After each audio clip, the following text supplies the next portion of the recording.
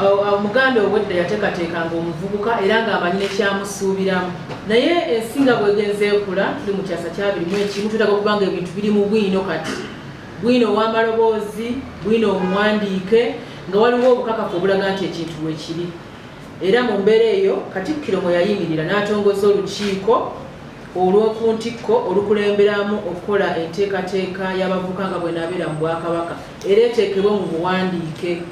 Ebigendererwa by'enteekateeka eyo biyimiridde ku miramwa 14 era nga bamuzize mugoberera era bannaffe ababadde batukulemberamu mu kuteekateeka embeera nga bweri n'okuzuula omuvubuka ayimiridde atya alina bizibu ki batulambise bulungi.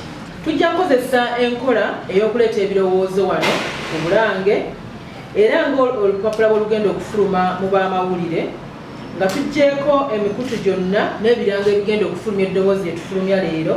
Tuyina emmeeza mu kitongole ky'abavubuka ku mwaliro guno ogwokusatu etuulwako Oweekitiibwa Hassan Kiyemba mwe tusuubira okuba nti ebirowoozo bigenda kutuuka ku mmeeza ye abikuŋŋaanye bulungi.